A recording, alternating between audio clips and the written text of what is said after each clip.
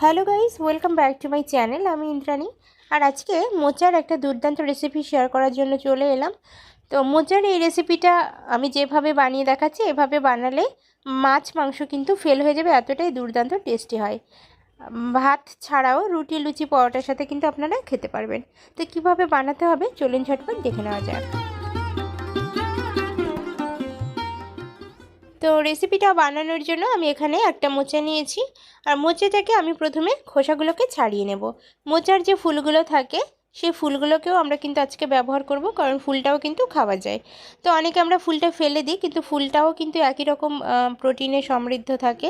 তো অবশ্যই কিন্তু ফুলগুলোও খেতে হবে। তবে ফুলগুলো খাওয়ার বা বাছার ক্ষেত্রে একটা পদ্ধতি থাকে, সেটা আমি অবশ্যই শেয়ার করব।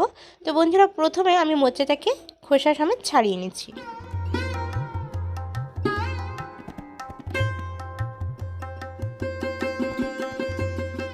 মোচাটা কিন্তু ছাড়ানো হয়ে গিয়েছে। তো দেখুন, ঠিক এরকম জায়গায় এসে মোচাটাকে আমি আর ছাড়াবো না।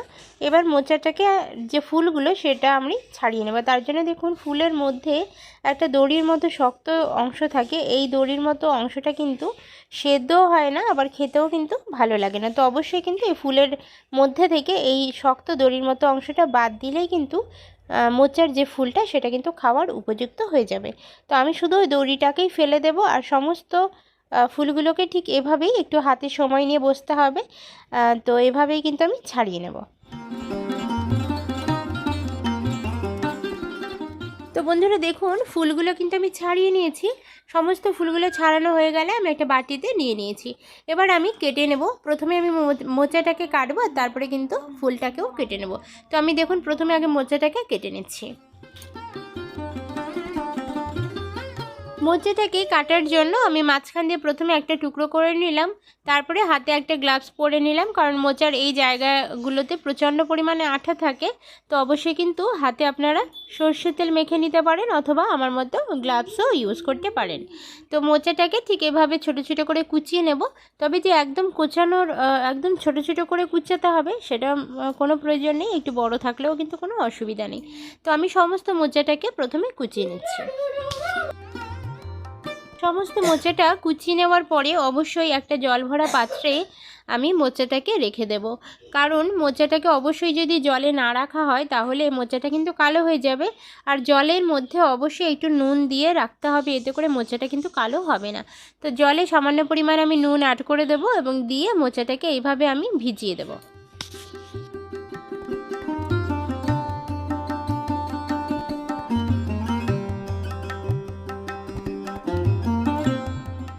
মোচাটাকে জলে ভিজিয়ে রেখেছি। এবার আমি ফুলগুলোকেও একটু ছোট ছোট করে কুচিয়ে নেব। তবে ফুলগুলো কিন্তু না কুচালেও কোনো অসুবিধা নেই, আমি এখানে একটু সুবিধার জন্য কুচিয়ে নিচ্ছি।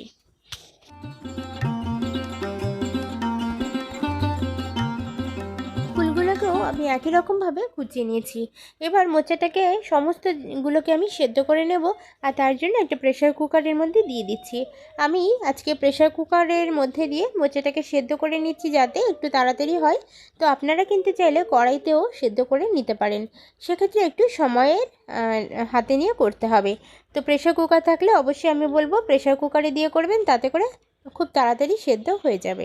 তো প্রেশার কুকারের মধ্যে দিয়ে আমি সামান্য পরিমাণেতে জল অ্যাড করে দেব।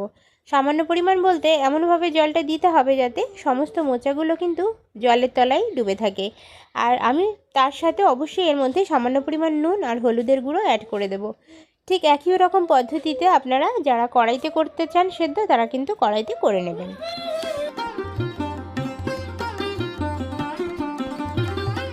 প্রেশার কুকারে আমি 2 থেকে 3টে সিটি মেরেছিলাম, আর তারপরে কিন্তু মোচাটা খুব সুন্দরভাবে সেদ্ধ হয়ে গিয়েছিল। সেদ্ধ হয়ে যাওয়ার পরে আমি জল ঝরানোর জন্য নামিয়ে নিয়েছি। আর মোচার জলটা সম্পূর্ণভাবে ঝরে যাওয়া পর্যন্ত অপেক্ষা করব। এবার একটা মিক্সিং বোল নিয়েছি। আর মিক্সিং বোলের যে বড় জারটা হয় সেটাই কিন্তু ব্যবহার করব। মিক্সিং বোলের মধ্যে আমি একটু একটু করে সেদ্ধ করে রাখা মোচাটাকে অ্যাড করে দেব। এখানে আমি দুটো ক্ষেপে কিন্তু করব, যেহেতু মোচাটা অনেকটা বড় ছিল, তো একবারে কিন্তু দেওয়া যাচ্ছে না। আমি দুবারে মিক্সিং বোলের মধ্যে দিয়ে খুব সুন্দরভাবে এটার একটা মিহি পেস্ট বানিয়ে নেব। এখানে খুব বেশি মিহি করে না বাটলেও অসুবিধা নেই, মোটামুটি একটু যদি দানা দানা ভাব থাকেও তাতেও কিন্তু কোনো অসুবিধা নেই। তো বন্ধুরা দেখুন, আমি প্রথমবার করে নিয়েছি, আর একই রকমভাবে সেকেন্ড ধাপে আরও একবার কিন্তু সম্পূর্ণ মোচাটাকে আমি বেটে নিয়েছি। যদি আপনারা মিক্সিং বোল ব্যবহার না করেন বা মিক্সিং জার ব্যবহার না করেন, সেক্ষেত্রে আপনারা বেটে নিতে পারেন। শিল নোড়াতে বেটে নিলেও কিন্তু জিনিসটা একই রকম টেস্টি হবে, কোনো কিন্তু অসুবিধা হবে না। তো আমি সমস্ত মোচাগুলোকে বেটে নিয়েছি।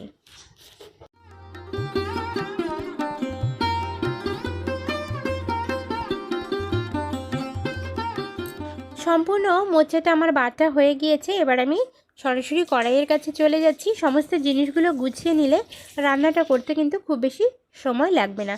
তো একটা কড়াই খুব ভালোভাবে গরম করে নিয়ে আমি সেখানে সর্ষের তেল অ্যাড করে দিয়েছি। আজকে আমি সর্ষের তেল দিয়ে রান্না করছি, যেহেতু মোচার রেসিপি, সর্ষের তেলে কিন্তু বেশি টেস্ট লাগে খেতে। তো অবশ্যই আপনারা যে তেল ব্যবহার করেন সেই তেল দিয়েও কিন্তু রান্নাটা করতে পারেন। তেলটা খুব ভালোভাবে প্রথমে গরম করে নেব। তেলটা খুব ভালো করে গরম করে নিয়ে সেখানে আমি সাদা গোটা জিরা ফোড়নে দিয়ে দিচ্ছি। সাদা গোটা জিরা এখানে মোটামুটি হাফ টেবিল স্পুনের কাছাকাছি রয়েছে। জিরাটা হালকা একটু ভাজার জন্য সময় দেব। জিরা একটু ভেজে নিয়ে তারপরে এখানে আমরা একটা শুকনো লঙ্কা আর একটা তেজপাতা দিয়ে দেব। শুকনো লঙ্কা তেজপাতা ফোড়নে দিলে ফোড়নের যে দুর্দান্ত একটা ফ্লেভার তৈরি হবে, তাতে কিন্তু রেসিপিটার টেস্ট অনেকগুণ বেড়ে যাবে। তো অবশ্যই কিন্তু এখানে শুকনো লঙ্কা তেজপাতা দিতে হবে জিরের সাথে। তার সাথে আমি একটা বড় সাইজের পেঁয়াজ কুচিয়ে নিয়েছিলাম, সেই কুচানো পেঁয়াজটাকে অ্যাড করে দিচ্ছি। পেঁয়াজটা হালকা হাতে একটু নাড়াচাড়া করতে থাকবো, বেশ একটু নরম হওয়া পর্যন্ত অপেক্ষা করব। 2-1 মিনিট নাড়াচাড়া করে নিয়ে পেঁয়াজটা হালকা করে একটু ব্রাউন কালার যখন চলে এসেছে, এখানে আমি অ্যাড করে দিচ্ছি কুচানো টমেটো। টমেটোটা অল্প একটু অর্ধেকটা টমেটো জাস্ট একটু আমি কুচিয়ে নিয়েছি। খুব বেশি টমেটো কিন্তু দেওয়ার প্রয়োজনে, মোটামুটি অর্ধেকটা টমেটো দিলে কিন্তু হয়ে যাবে। টমেটোটা একটু কুচিয়ে নিতে হবে ভালোভাবে ছোট ছোট করে। আপনারা চাইলে কিন্তু এখানে টমেটো বাটাও ব্যবহার করতে পারেন, আমি এখানে কুচিয়ে ব্যবহার করছি। টমেটো এবং পেঁয়াজটাকে ভালোভাবে নাড়াচাড়া করে নেব এবং নরম হয়ে যাওয়া পর্যন্ত অপেক্ষা করব। টমেটো এবং পেঁয়াজটা হালকা নরম হয়ে যাওয়ার পরে এখানে আমি প্রথমে দেখুন আদা বাটা, তারপরে রসুন বাটা দিয়ে দিলাম, আর তারপরে আমি অ্যাড করে দিচ্ছি কাঁচা লঙ্কা বাটা।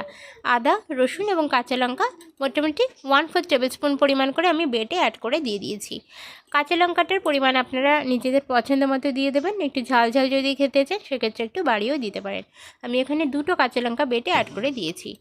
হালকাভাবে একটু ভেজে নিলাম, যেহেতু আদা রসুনের কাঁচা গন্ধটা থাকে, তো সেটা যাতে চলে যায় তার জন্য একটু প্রথমে নাড়াচাড়া করে নিলাম। জল দিয়ে আমি প্রথমে মশলাটাকে একটুখানি নাড়াচাড়া করে নেব, এতে করে মশলাটা কিন্তু পুড়ে যাবে না। এবার এখানে 2-3টে গুঁড়ো মশলা ব্যবহার করছি। প্রথমে দিচ্ছি হলুদের গুঁড়ো, তারপরে দিয়ে দিচ্ছি জিরের গুঁড়ো এবং ধনিয়ার গুঁড়ো। তার সাথে আমি অবশ্যই একটু Kashmiri red chili powder add করে দেব, এতে করে কালারটা কিন্তু খুবই সুন্দর আসবে। কাশ্মীরি রেড চিলি পাউডারে কালার হয় না, শুধু কালার হয়, এখানে কিন্তু ঝাল হয় না। কালারটা সুন্দর আনার জন্য কাশ্মীরি রেড চিলি পাউডারটা অবশ্যই দিতে হবে। এবার সমস্ত কিছু দেওয়ার পরে আমি একটু জল অ্যাড করে দেব এবং জলটা দেওয়ার পরে ভালোভাবে মশলাটাকে কষিয়ে নেব। মশলাটা যত সুন্দরভাবে কষিয়ে নেওয়া যাবে, রেসিপিটার টেস্ট কিন্তু ততগুণই বেড়ে যাবে। খুব সুন্দরভাবে মশলাটা কষানো বলতে মশলা থেকে তেল ছেড়ে দেওয়া পর্যন্ত মশলাটাকে কষিয়ে নিতে হবে।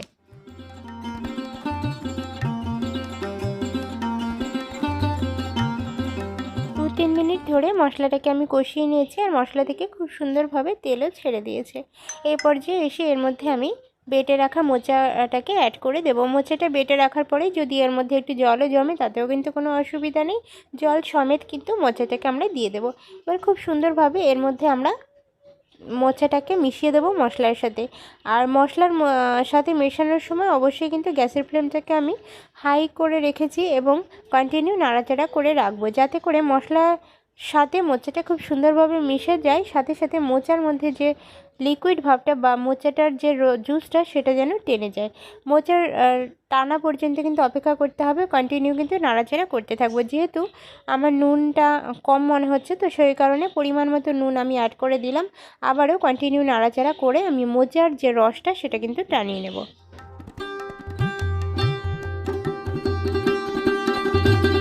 বেশ 3-4 মিনিট ধরে মোচাটাকে আমি হাই ফ্লেমে নাড়াচাড়া করে নিয়ে মোচার যে রসটা সেটা শুকিয়ে গেছে। মোচাটা দেখুন সম্পূর্ণরূপে শুকনো হয়ে গিয়েছে। এই পর্যায়ে এসে এর মধ্যে আমি হাফ টেবিল স্পুনের থেকে সামান্য একটু কম দিয়ে দিচ্ছি চিনি।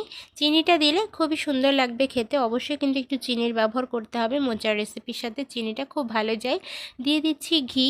এখানে আমি 1 টেবিল স্পুন পরিমাণ ঘি অ্যাড করে দেব। ঘিটা যেহেতু গলা ঘি নয়, জমাট বাঁধা ঘি, তো সেই কারণে কিন্তু 1 টেবিল স্পুন পরিমাণ দিয়ে দিলাম। গলা ঘি হলে আপনারা অবশ্যই কিন্তু একটু কমিয়ে দেবেন। এবার চিনি আর ঘিটা দিয়ে খুব ভালোভাবে নাড়াচাড়া করে মিশিয়ে নেব। এখানে এখনও একটি জিনিস কিন্তু আমরা অ্যাড করব, যেটা দিলে কিন্তু মোচার পারফেক্টভাবে টেস্টটা চলে আসবে। তো একটুখানি ভালোভাবে নাড়াচাড়া করে নেব। করে নেওয়ার পরে আমি এর মধ্যে অ্যাড করে দিচ্ছি সামান্য পরিমাণ গরম মশলার গুঁড়ো। অবশ্যই কিন্তু গরম মশলার গুঁড়োটা একটু অল্প একটু জাস্ট দিয়ে দেবেন, এতে করে ফ্লেভারটা দুর্দান্ত আসবে।